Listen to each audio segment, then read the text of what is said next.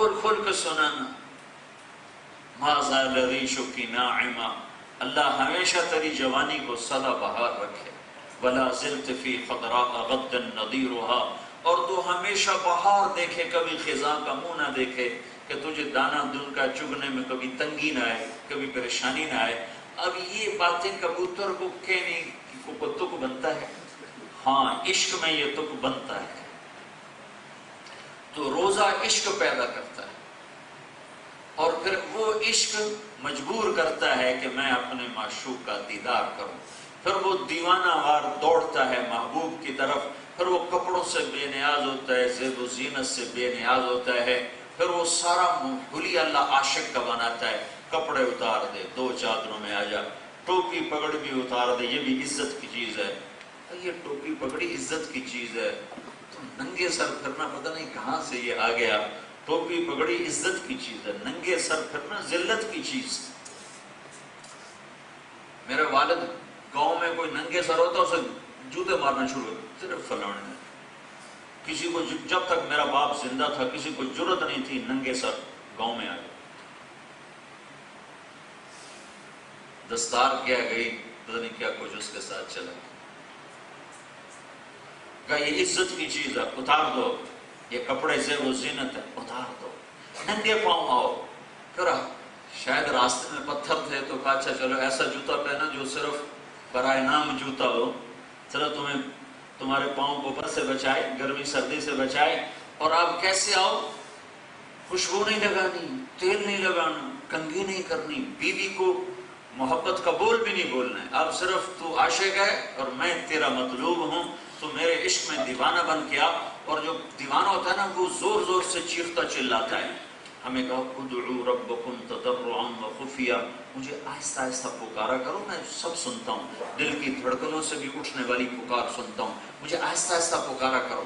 اور جب حج کے لیے عاشق بنایا تو صحابہ کہہ رہے تھے لبیک اللہم لبیک. تو جبریل آیا، یا رسول اللہ کہہ رہے ہیں پاگلوں کی طرح پکارو، چیخ چیخ کے لبیک اللہم لبیک لبیک لا شریک لک لبیک. یا رسول اللہ، اللہ کہہ رہا ہے زور سے پکارو کہ یہاں تمہارا دیوانہ پن دیکھنا چاہتا ہے. کہ بس آپ اور اب دیکھو نا، اللہ اکبر، میں یوں کھڑا ہوں یا بیٹھا ہوں، آپ کہو کہ مولوی صاحب عبادت کر رہے ہیں. میں نے قرآن کھولا ہے تو آپ کہیں گے مولوی صاحب عبادت کر رہے ہیں. میں تسبیح پکڑ کے بیٹھا ہوں تو آپ کہیں گے مولوی صاحب ذکر کر رہے ہیں. میں دعا مانگ رہا ہوں تو آپ کہیں گے مولوی صاحب بندگی میں دعا مانگ رہے ہیں. یہ ایک گھر کے پھیرے لگانا، یہ عبادت کا کون سا سلیقہ اور طریقہ ہے؟ پھیرے لگ رہے ہیں اور پہلے 3 چکروں میں جھومو گھومو، کندھا بھی ننگا کر دو اور دیوانہ وار چکر لگاؤ. چکر لگانا تو کوئی بندگی کا نہ سلیقہ نہ طریقہ نہ قرینہ. یہ کیا ہے؟ یہ دیوانگی کا سب سے بہترین سلیقہ ہے، طریقہ ہے، قرینہ ہے. کیا تم ڈھونڈو کدھر ہے میرا محبوب، کدھر ہے طواف اللہ کی دیدار کی شکل، کدھر ہے کدھر ہے کدھر ہے. خواجہ غلام فرید ہمارے اونچے کوٹھے تے چڑھ دیکھا، ابھا دیکھا لمحہ دیکھا، نٹھی دل کو دیواں ٹیکا، سجن مل سم کے مر پوساں. یہ طواف کی انتہا ہے کہ اللہ کو ڈھونڈنا کدھر ہے کدھر ہے کدھر ہے. تیرے کوچے اس بہانے مجھے دن سے رات کرنا، کبھی اس سے بات کرنا کبھی اس سے بات کرنا. یہ اللہ کی طلب کا سفر بن جاتا ہے. یہ یوں سارے 5 ارکان آپس میں جڑ ہوئے ہیں اور اللہ سے ملا دیتے ہیں کہ کلمہ توحید یہ کلمہ معرفت ہے. نماز اور زکوٰۃ اس میں محبت پیدا کرتے ہیں، روزہ اس میں عشق پیدا کرتا ہے، اور حج پھر دیدار کی تڑپ اور تمنا لے کر آتا ہے. اور اس لیے کہ ہر عمل دیوانوں جیسا ہے.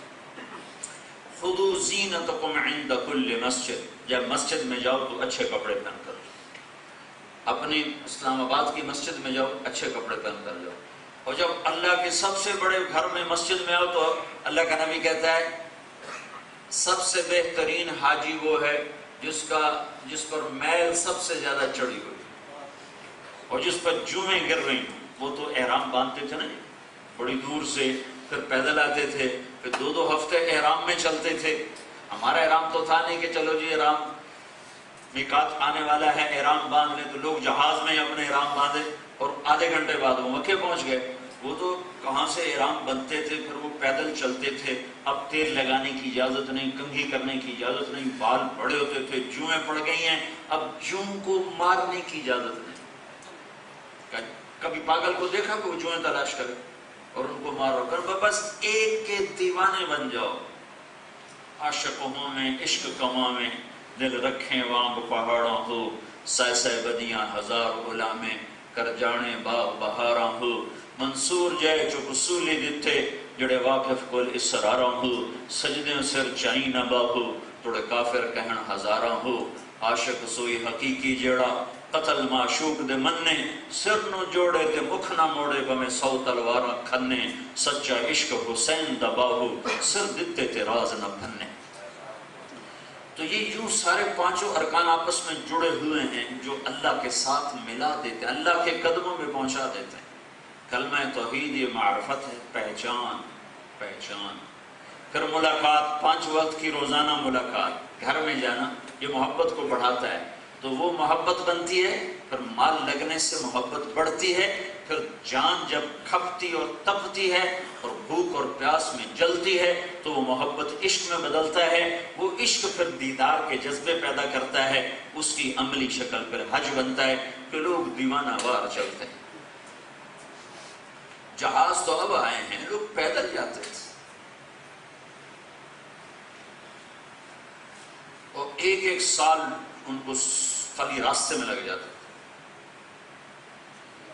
کہاں سے وہ چلتے تھے اور کہاں سے وہ احرام باندھتے تھے، تو جب وہ بیت اللہ کو دیکھتے تھے، ان کے تو دیکھنے کے ان کی نظر ہی اور ہوتی تھی۔ کتنے لاکھوں لوگ بیت اللہ کو دیکھ کے جان کی بازی ہار کے، لاکھوں انسان، بڑی بڑی ہماری تاریخ، بیت اللہ کا پردہ پکڑا اور جان نکل گئی، سہار نہ سکے۔ عشق کا جب دریا موج میں آیا تو ظرف سہار نہ سکے۔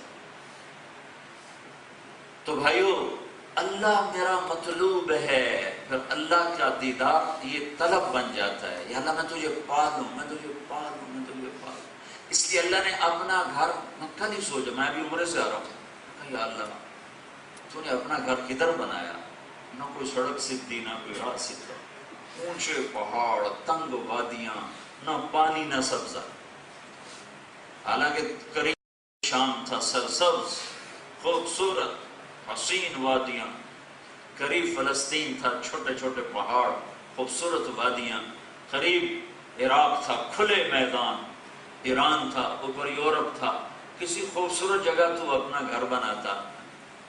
تو اللہ تعالیٰ، اللہ یوں چاہتا ہے کہ جیسے میں وحدہ لا شریک ہوں، میری محبت بھی وحدہ لا شریک ہو، میری محبت میں کوئی اور شریک نہ ہو، لہذا جو مکے کو آئے صرف میری طلب میں آئے، یہ نہ ہے کہ وہاں وادی بڑی خوبصورت ہے، آبشار بڑی خوبصورت ہے، وہاں کے پھول بڑے خوبصورت ہیں، ہالینڈ چلو وہاں پھول بڑے خوبصورت ہیں، اور کینیڈا چلو وہاں نیاگرا فال بڑی خوبصورت ہے۔ ادھر کچھ نہیں ملے گا سوائے اللہ کے، آؤ گے تو صرف اللہ کو پاؤ کہ تھکو کھپو تپو۔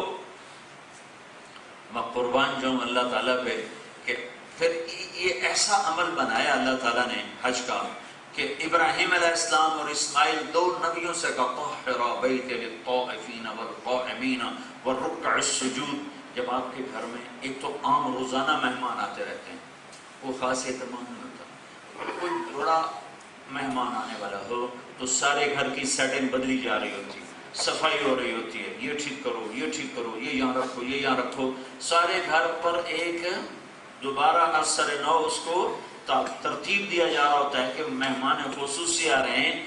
یہ حج پہ جانے والے ایسے مہمان خصوصی ہیں کہ اللہ نے ابراہیم علیہ السلام اور اسماعیل علیہ السلام سے کہا دونوں اٹھو، ایک خلیل ایک ذبیح کا اٹھو اور میرے گھر کو صاف کرو، میرے گھر کا طواف کرنے والے آ رہے ہیں۔ 2 نبیوں سے گھر کی صفائی کرو۔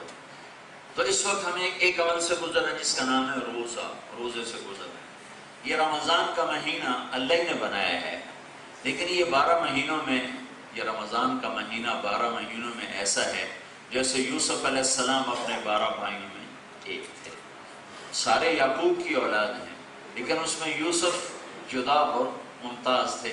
ایسے یہ 12 مہینے اللہ کے بنائے ہوئے ہیں، اس میں رمضان